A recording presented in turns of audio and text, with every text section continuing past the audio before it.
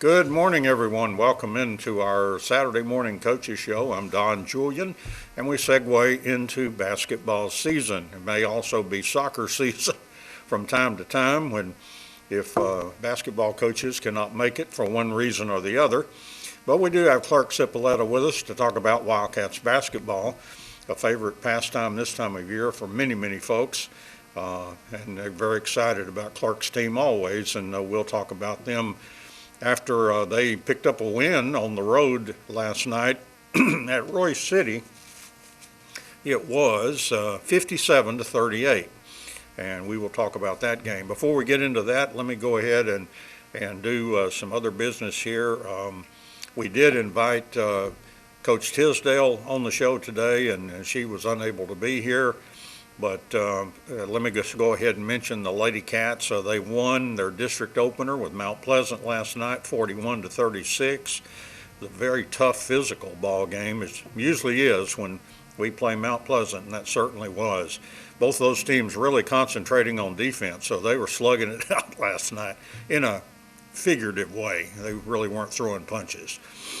Lady Cats 1-0 in district play, 4-3 for the season. This week, they continue district play with a couple of games. They'll be at Texas High on Tuesday, and then Friday they'll be hosting Marshall. So that's the Lady Cats. Wildcat Soccer scrimmage starting as we speak right now, 9 o'clock over at the Prim, and they'll be playing until 3 this afternoon. And Coach Upton has invited North Lamar, Sabine, and Mineola, and he will be scrimmaging all of them. He's scrimmaging North Lamar right now. He'll have Sabine at 11 o'clock and then Mineola at 2 o'clock, and they'll all be done by 3 if you want to make sure you have time to get over and see Clark's basketball game this afternoon. The scrimmages this week for the Wildcats, at Monday they'll be over at West Mesquite, and then Friday they'll be over at North Forney. So lots of scrimmages. Each Wildcats and Lady Cats have 6 on the schedule. Lady Cats had their first scrimmage on Thursday. It was a very good game as far as a scrimmage game is concerned. They played Old District foe Royce City, and it was a 2-1 Royce City win, and that's a very good Royce City team. And this week, they will be the Lady Cats will scrimmage Paris.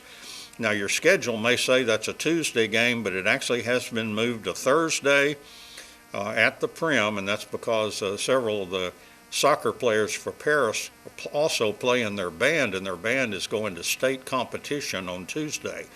So that's a good reason for Paris to make that change. Congratulations to them. But they will be playing on Thursday at the Prim, a scrimmage with Paris, for those that like to see those two teams get together. And then on Saturday, the Lady Cats are inviting 3 teams to participate in the same kind of 9-3 action. And they have invited North Lamar, Terrell, and Nevada Community.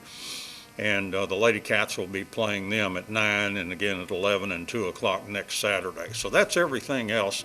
And now we do have Coach Clark Cipoletta. And Coach, just as a first question, give us your impressions of, tell us about the Royce City win last night.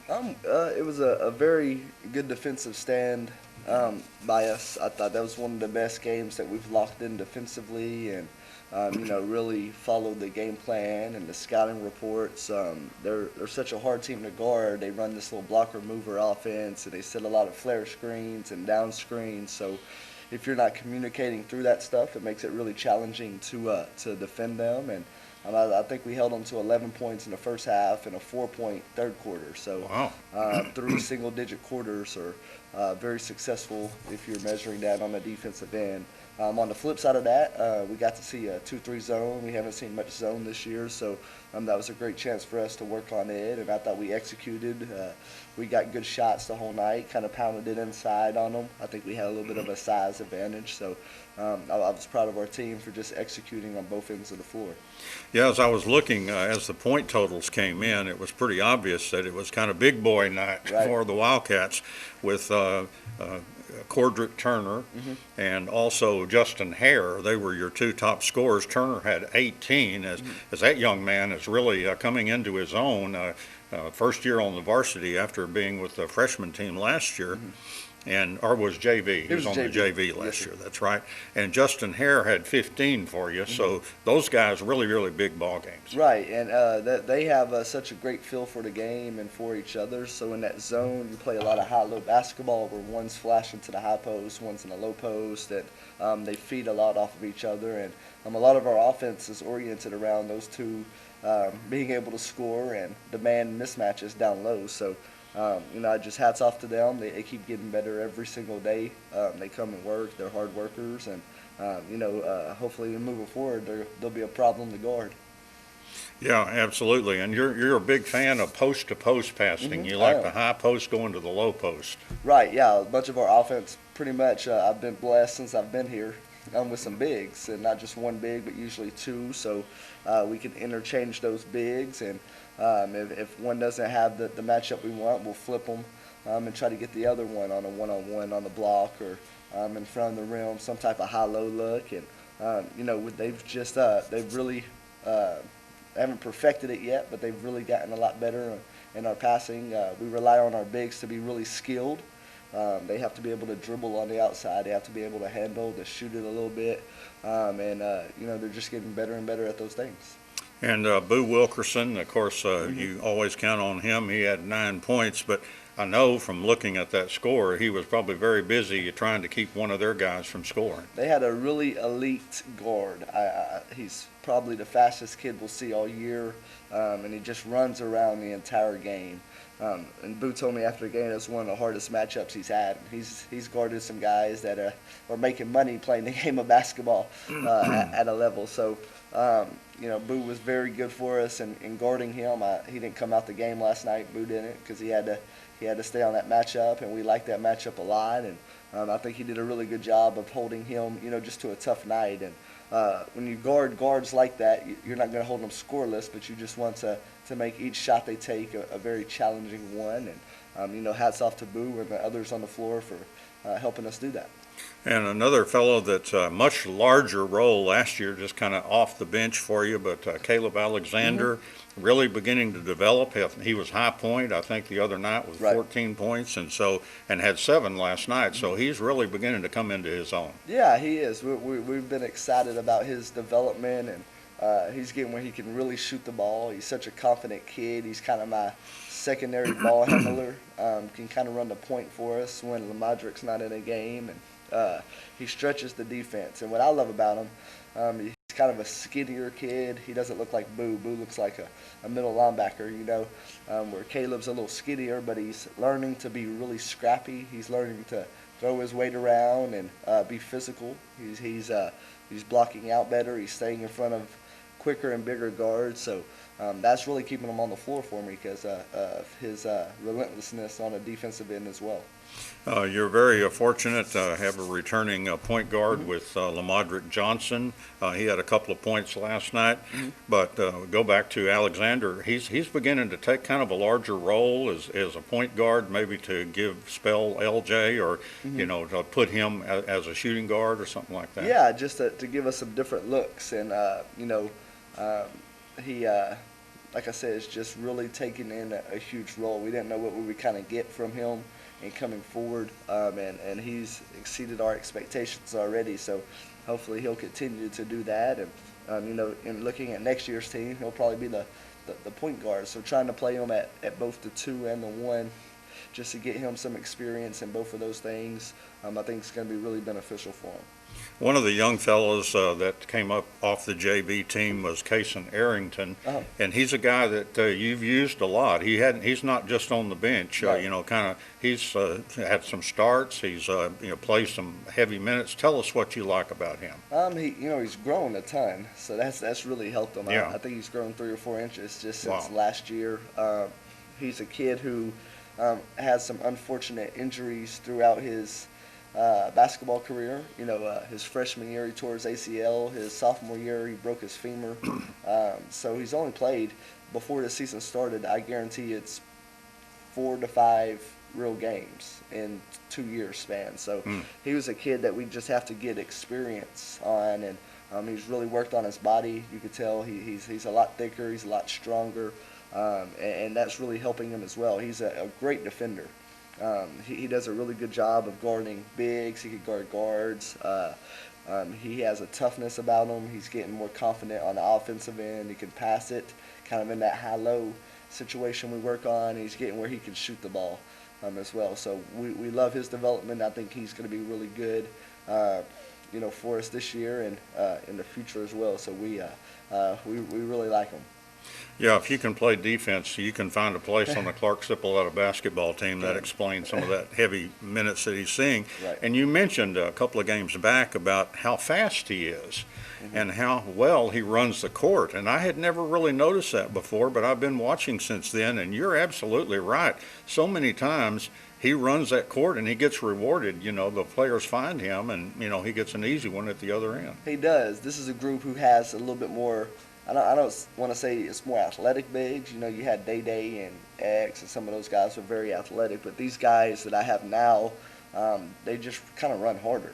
And Errington's one of those guys who he just sprints out the box when we get the defensive rebound, and it allows us to play faster. Justin's such a good athlete, and some of those guys, Jake, Wisenhut, they can really get out and go. So that's kind of one of our things that we're really looking to do this year is really try to push and get those bigs out early, and like you said, reward those guys for running hard and being tough, and hopefully steal some easy baskets throughout the course of a game. Well, absolutely. And again, in Royce City last night, 57-38, Wildcats do a really good job on defense on Royce City and pick up that win. Again, a non-district game. We have to explain that as I have tried to make it very clear when I write a story about the Greenville game coming up. That's non-district. They've been in the district the last couple of years, and we've kind of gotten used to them. As Royce City, too, so they're playing them as a non-district game this year, keep them in the schedule. Let's take our first internal break, back with more with Clark Cipoletta right after this. Back here on the Saturday morning coaches show, we're talking with Wildcats basketball coach Clark Cipoletta, coach of the Wildcats. And Coach, can you believe you're in your 7th season as head coach of the Wildcats? It's gone by really quickly. It's been a very blessed 7 years for sure. And you were assistant for what, 2 or 3, I guess? 3 years. 3? Yes, sir. Okay, so a 10-year total.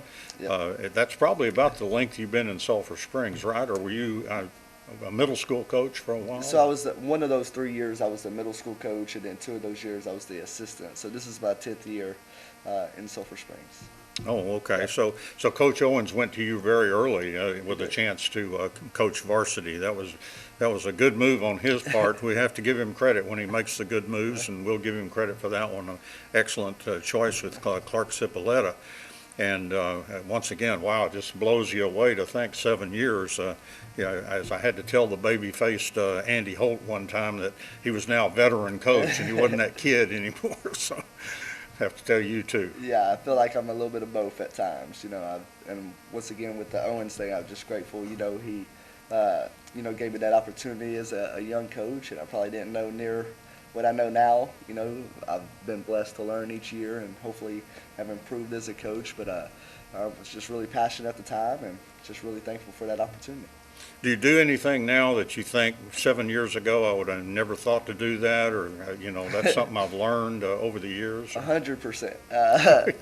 When I was young, I always thought you could just out-coach people, like out-X and O's guys, and always just thought I could just be the smartest man in the room, in coaching, and I really overcomplicated things for my players. I'm more on the side of instead of teaching players plays, teaching them how to play now, and really moving to player development as a coach, and just teaching them how to dribble, pass, shoot, and finish. I was so focused in what we look like on the court as far as how we can run this set, or ooh, that's pretty. I saw the NBA team do that. So I look back and kind of think I was a terrible coach, to be honest with you. My first couple of years, my philosophy's changed so much. I've just learned so much more. And I was speaking at a clinic, and I was telling them I was blessed to be in a situation that didn't have a lot of high expectations, to win, because it allowed me as a coach to come in and try a lot of things. And a lot of those things didn't work early on, but it really helped me develop my own philosophy where if you take over a program that has high expectations, you have 1 or 2 years to win a game or start winning.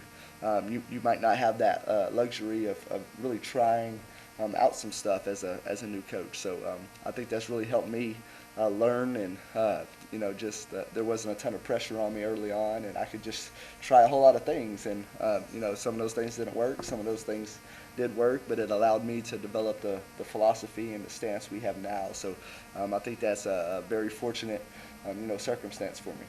Well, I think things have changed. I think expectations now may be quite high. Just, Right. Once you've gone to the state tournament, they expect you to go back every year, I guess. They do, and that's good. That's what we wanted. We believe. I tell a lot of teams that come through in our team meetings that everybody says they want to go play for a state title, but we're fortunate enough. I really think we can each year, especially the last couple of years. We've been really competitive, and I think this is a team, if we can get it rolling, could beat any team in the state on any given night. So we love those high expectations. It's a little tougher to lose when you have those high expectations, but losing's never fun anyways. So you just that's what you want in the program. You want that sense of pride, and there's something to it when you see a Sulphur Springs team. So we hope we can just represent that type of culture and that type of team every time we can step on the floor. As a team basically this year with very, very little varsity experience of anybody that played a whole lot. You had Harry, you had Boo, you had LJ. Mm-hmm. Some guys that came off the bench for cameos, but really not, any strong stuff. Right. So really almost a whole team full of players that are really experiencing varsity basketball for the first time. Mm-hmm. And I think that maybe is reflected in a 6-4 record and kind of a yo-yo up and down, kind of team that can be really good, and then sometimes you have to kind of scold them a little bit. You do, and I tell people that all the time. I've taken for granted some of the, not taken for granted, but some of the players I had. I had, Day-Day on varsity for 3 years. I had Grayson on varsity for 3 years, Cameron on varsity for 4 years, Keyston on varsity.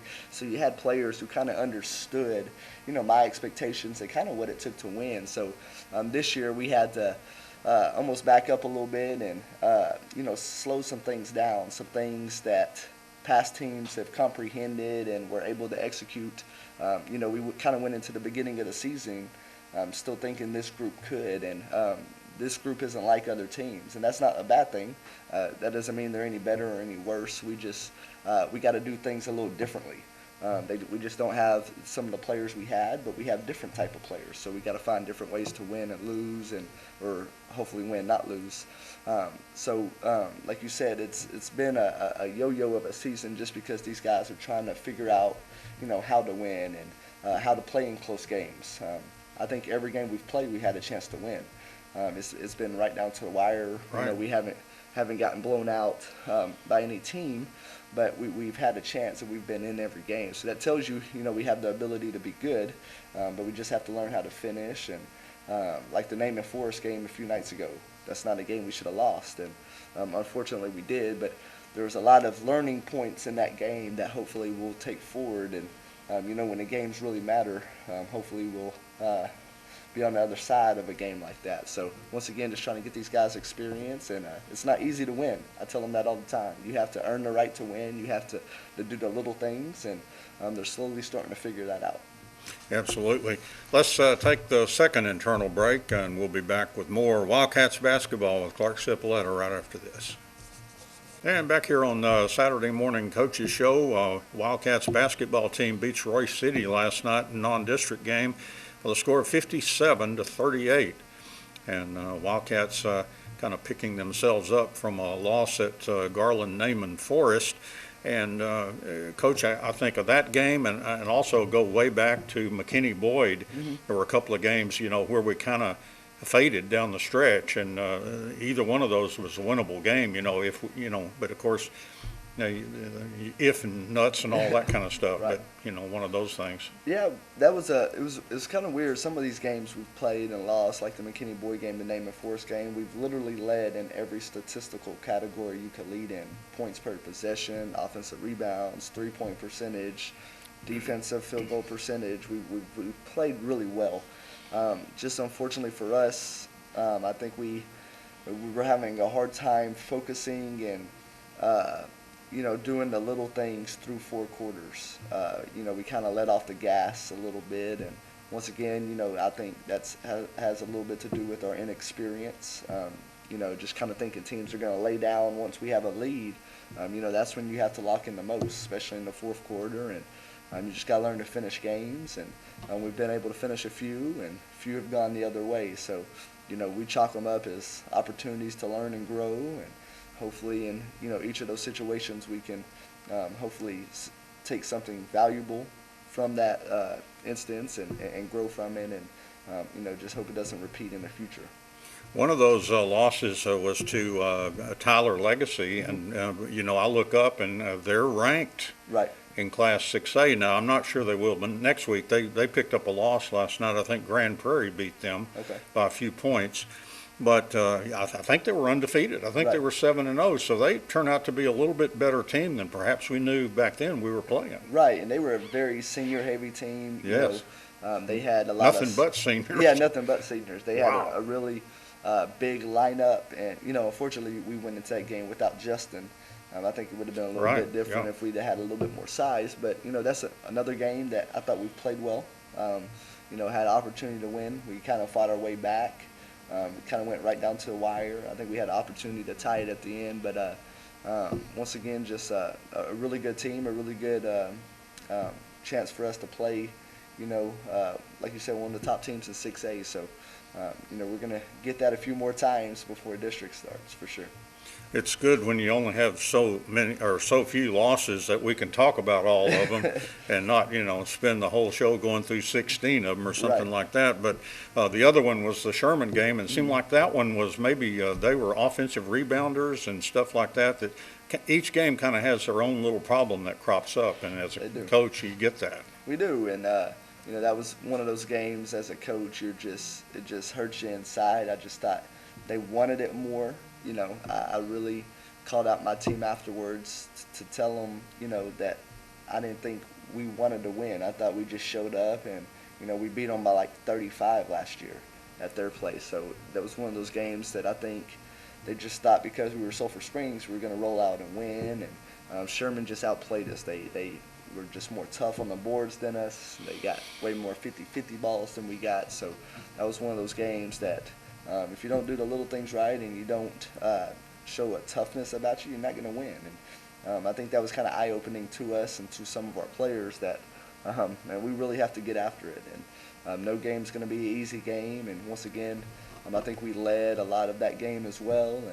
And we just got to learn to finish those games out. The thin line of being a coach, I mean, you want players to, I guess, like you, Right. I don't know how essential that is really, but maybe you want them to, do what you say more than anything and have respect for you and all that kind of stuff. But, after that game, you were very, very tough on them. But I get, you kind of have to know, is this a team that I can do that with, where you just don't break their spirit and that kind of stuff? Yeah. You kind of know these guys and know. I mean, they obviously responded. They played very, very well for a stretch after that. And so you knew that they just needed probably a little kick in the behind, as we say. Right. And I tell them all the time, I don't care if you like me, but I think they all love me. And that's just kind of a difference. We love our players, and when a parent loves a kid, their own child, they're tough on them. They have high expectations. When they're not doing something right, they're going to tell them right away. And I tell my kids all the time, since I love you so much, I'm going to tell you the truth. I'm not going to hide the truth. I'm not going to sugarcoat the truth. I'm going to tell you exactly what you need to hear to become the best version of yourself. And sometimes that's going to be hard, and sometimes you're not going to like that answer. Once again, you don't have to like it. But I'm showing love out of telling you the truth and holding you accountable and holding you to high expectations. And all of our kids know that. I have I'm blessed to have been around all these kids since they've been little. So they know for a fact that I'm always looking out for their best interest at heart, and I'm going to show them, nothing but love when it comes their way. So they've always responded well. Each kid I have is just remarkable in that aspect. They're as coachable as can be. So they did respond really well. We went to Dallas Lincoln and played some tough opponents after that, and I thought we responded well. We might have to re-kick them a little bit sometimes, but that's just part of coaching 18, 17, 16-year-old kids. Yeah, it's all the way you do it. Again, you're not going to try to single them out, and that sort of thing. But you kind of take them aside and that sort of thing. But you see, when people get to choose their favorite teachers, a lot of times they'll pick the toughest teacher in Right. school because they like being challenged. We hear that, and as a player that wants to be the best they can be, that they deep down they know they may kind of grit their teeth at the time when you're kind of chewing into them, but at the same time they know, hey, coach has my best interest, and he wants me to be better, and if I can do the things he says, I'm going to be better. Right, absolutely. I've kind of had some cool situations come up. A couple of kids who didn't finish basketball season with us in my earlier years for one reason or another, come back after the fact, a few years later after they've graduated, and tell me how much they love me and how they appreciated me being hard on them back then that they just quite didn't understand. So usually, after a matter of fact that they seem to understand and value that. Just sometimes not in that moment they're going to value it as much. So once again, just trying to hold kids to high standards and show them love through that. All right, very good. Let's take our third internal break, more with Clark Cipoletta right after this. Back here on the Saturday Morning Coaches Show, talking with Wildcats basketball coach Clark Cipoletta. Clark, we talked about just about your entire roster. I think we missed some of the younger guys, maybe the Wizenhunts and also Jatavian Hall. So tell us about those guys and what they bring to you. Jake is he's a senior for us who's really gotten better each game he's played. He's earned more of a role, and he's done really well with his role. He's very athletic, just plays hard. He reminds me a lot of a Dane Rutherford that I used to have. Oh, wow, that's high praise. It is. He does a lot of the little things. He'll take charges. He'll dive on the floor for loose balls. He'll attack the rim really well, and he's a great kid to coach. His younger brother, Parker, is a sophomore, and we think the world of him as well. He's the fastest kid I have on the team. I mean, he's a lightning bolt when he gets to basketball. I had a couple of steals last night, just ran right through some plays, and he's very athletic. I think he's going to be really, he's developing a role right now, but in the future he's going to have a huge role for us as well. J-To's one of those seniors who's just worked really hard. Hats off to him this summer. I think he lost 35 pounds. Wow. So you can tell that. You can. He's really and he just moves so much better. He can guard people. He can get up and down the court, with ease.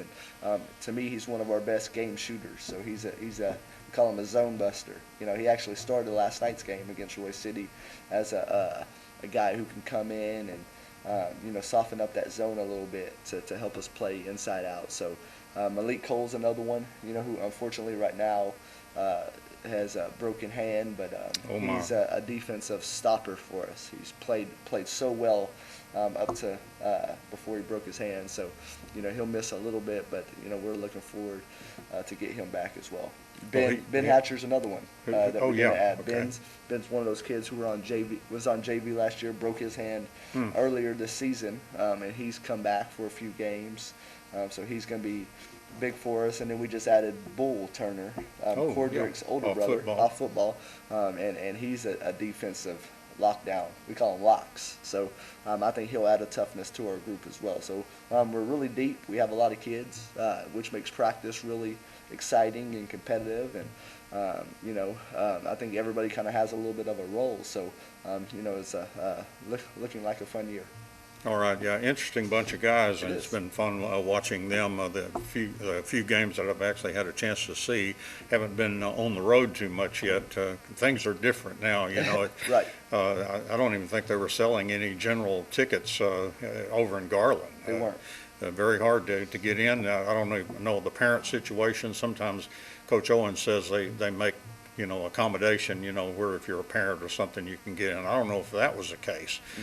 Dallas has had the same situation. We may be running into that in a private school too, so I'm not sure how that'll all work, but that is the next game for you.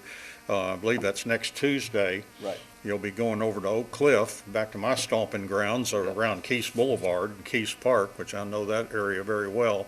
I was raised not too far from there, and to the Dallas Faith Family Academy. Right.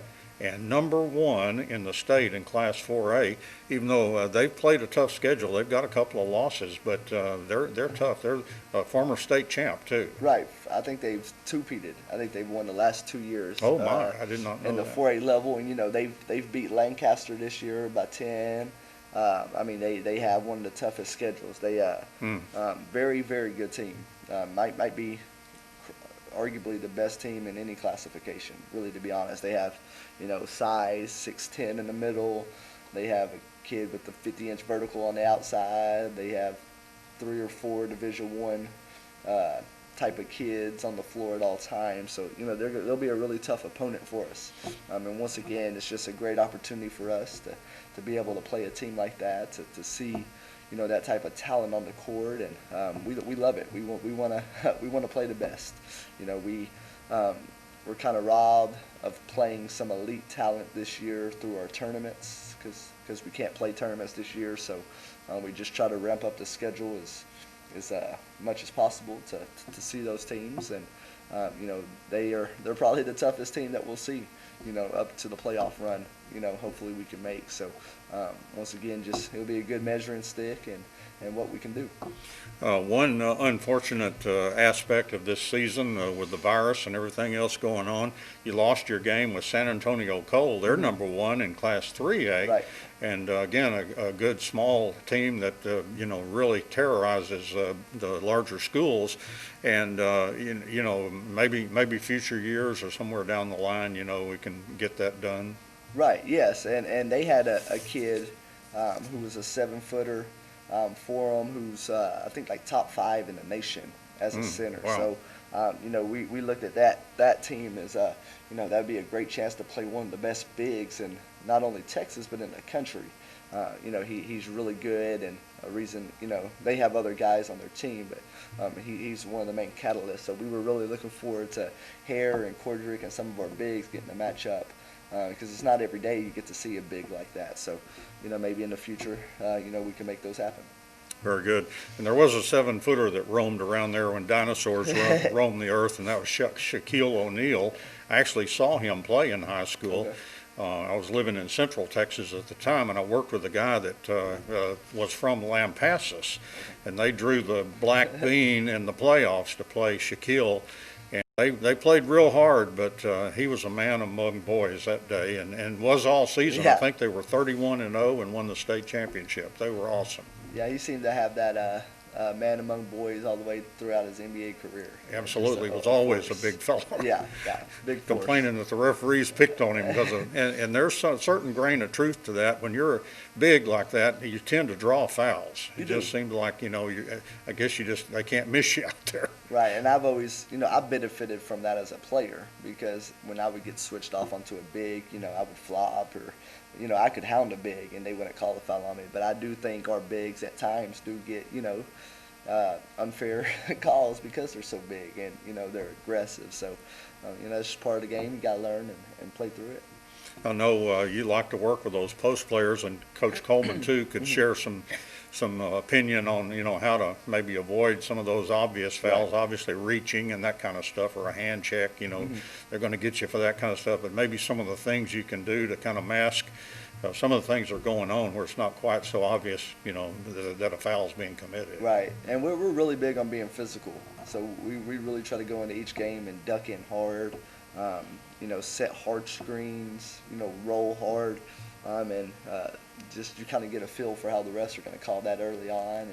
And, we kind of have 2 ways. We'll talk about it. Hey, they're not calling much. We can keep being physical, keep being low, keep dropping guys back, or, hey, all right, let's not play bully ball here. Let's try to be a little bit more finesse and, try to attack hips versus going through them. So that's just something we are in constant talks with our bigs. I think our bigs do a good job of adjusting.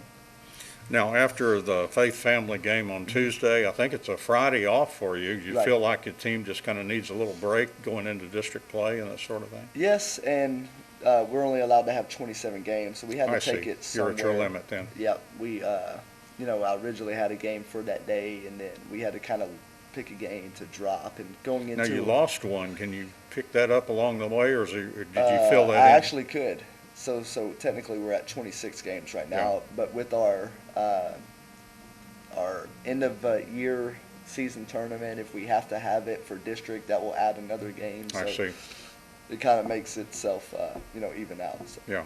so I think it's a good thing too to rest up. Not necessarily rest up, but more focus on your district opponent. That's the Friday before we go into district on that Tuesday. So that would give us a chance to, one, have 4 days to prep for Pine Tree. And then also go watch some of our district opponents. I'll send a coach to each location, and we'll get to watch those guys live, before we go play them in district as well. Yeah, we've had our head in Greenville and some of the other teams that have been Royce City, and some of the other teams have been in the district. Now we kind of have to say, let's see, what was Hallsville like, Yeah. Pine Tree and Marshall and all them. Kind of have to review them a little bit because it's been several years since we had them as district opponents. It has. I'm very familiar with those guys. The same coaches are there for the most part. Kind of doing the same thing, same styles. Some really good coaches with a lot of experience who've been around the game for a long time. So, I call them the zone schools. We anytime you go west, you see more man. The more east you go, you usually see more zone. So Longview's a heavy zone team. Hallsville's a heavy zone team. Marshall will kind of press you, but they're a little different each year. So, they're all physical. They all play well. They're all well coached. So it'll be interesting to see. I haven't really dove in much to those guys yet. We will. We just try to take it one game at a time, for us. But it'll be interesting to see, how much they've changed in the last couple of years. You got open gym today? We have practice. Practice. Practice. Well, it's more of a. We're going to go through scout video, and we played Mesquite Horn at 4 today. Oh, that's true. Yep. Yeah, we should have mentioned that. I don't know how I zoned out on that, but 4 o'clock. 4 o'clock. In the main gym. I think we alluded to it, but Mesquite Horn, and they're bound to be good. They're very athletic. They're a team that's going to press us from 1 o'clock to 7 o'clock tonight. They're going to press us the whole time. So another chance for us just to see a whole different type of style. They're going to be very physical, very athletic, a very good team. They've played Duncanville. They've played one of the hardest schedules I've seen up to this point. So a great opportunity for us. But we'll have film at 10:30, and we'll go through our walkthrough, and we'll get up some shots and prep and kind of try to execute the game plan before we see them. So hopefully kind of give us an advantage before. I tell them all the time, hey, this is the cheat sheet on the test. You're going to have a test later. You got to lock in. We're giving you the answers to the test. So hopefully we can lock into those answers, and just gives us a advantage going into the game. I quickly scanned the Dallas Morning News today, so I don't even remember who they played, but I did notice that Horn picked up a win last night against somebody. So they added to their win total with a victory last night. And again, I cannot remember who they played, but they always impress me as a team that can beat you. Right, absolutely. They went really deep in the playoffs last year in 6A. And they were loaded with guys. They were kind of a sleeper coming into last season, and really have made a name for themselves. And their coach and their program you can just tell is going in the right direction. So once again, great opportunity for us today. Hopefully we'll handle pressure well, and hopefully we come away with the win. Big 6A too, I think, aren't they not? They are, yes sir. Yeah. So It seemed like they played teams like John Tyler and Tyler Lee, which are now Legacy and Tyler High. So, yeah, and that kind of team when they were up, in the 6A, right? for sure. And up there in that same district with Rockwall Heath. Yeah. So they get a mix of all that. All right, very good. Coach, appreciate your time so Yeah. much. We'll see you later this afternoon for a big ball game. Looking forward to it. Yes, sir. Thank y'all so much for having us. Okay, that wraps up our Saturday morning coaches show. Thank you for joining us, and so long, everybody.